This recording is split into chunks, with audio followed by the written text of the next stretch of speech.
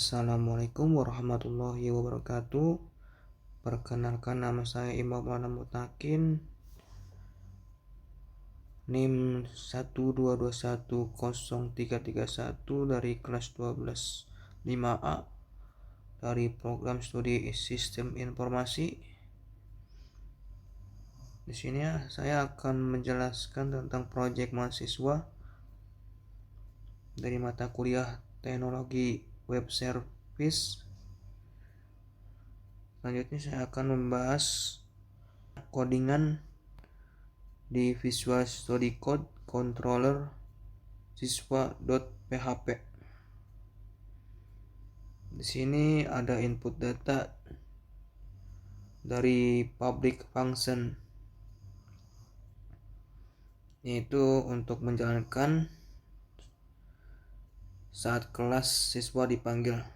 Jadi ketika siswa dipanggil, maka otomatis model siswa dan form validation dipanggil. Selanjutnya ada get all data. Di sini menampilkan data dari database dari format JSON. Di sini digunakan untuk menampilkan data dari database. Bila nilainya true, maka akan muncul pesan get all data siswa. Selanjutnya public function simpan,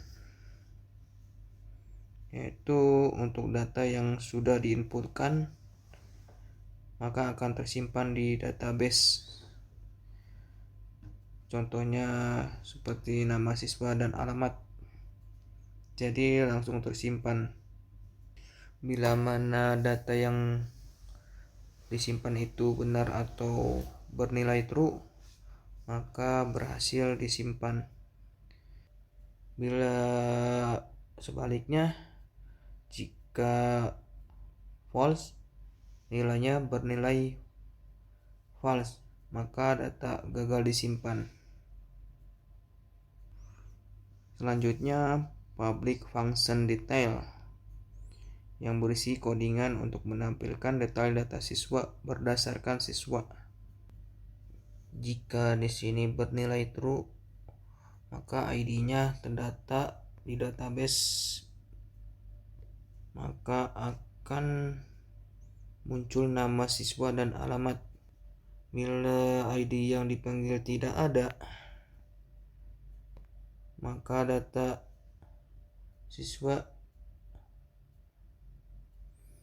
akan memunculkan data siswa tidak ditemukan. Selanjutnya public function update. Di sini digunakan untuk mengupdate data siswa berdasarkan ID. Jika ketika ada data yang mau diupdate, tinggal dipanggil ID-nya dan diubah, maka berhasil diubah, ia akan mengeluarkan pesan data berhasil diupdate. Jika tidak atau forex, maka pesannya akan dikeluarkan data gagal diupdate. Selanjutnya public function delete, yaitu untuk menghapus data berdasarkan data yang mau dihapus, tinggal diklik ID-nya, selanjutnya terhapus. Bila berhasil terhapus atau yaitu bernilai true, maka akan mengeluarkan pesan data berhasil dihapus. Dan sebaliknya, bila nilainya false, maka akan mengeluarkan pesan data gagal berhasil didata, jadi gagal dihapus. Selanjutnya public function get all, jadi ini digunakan untuk menampilkan berdasarkan siswa yang terbaru, yaitu untuk data yang sudah diinput maka akan tersimpan di database atau yaitu di tabel siswa.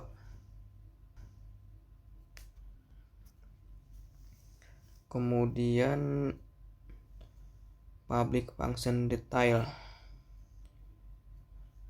Jadi ini digunakan menampilkan data berdasarkan ID. Hanya melihat dan menampilkan data siswa berdasarkan ID. Selanjutnya di sini ada update data siswa. Digunakan untuk menyimpan data yang sudah diupdate ke dalam database berdasarkan ID. Selanjutnya ada public function delete, yaitu akan menghapus data siswa berdasarkan siswa. Saya akan melanjutkan project yang ada di putlab.io, kemudian buka putlab.io, kemudian klik get right, maka akan muncul halaman dengan tampilan awal kode puter.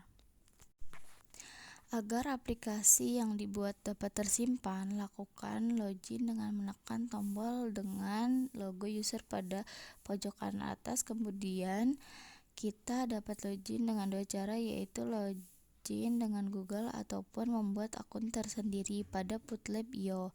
Setelah login pada putlab.io, maka akan tampil halaman workspace. Lanjut membuat dan menjelaskan project di putlab.io. Klik tombol plus project yang terdapat pada pojok kanan atas. Lalu pada prompt tersebut isikan dengan data berikut. Kode busnya kita masukkan, lalu kita masukkan nama projectnya. Lalu setelah sudah dimasukkan, kemudian kita klik tombol selesai. Kemudian kita akan diarahkan ke halaman workspace dengan project yang telah dibuat sebelumnya.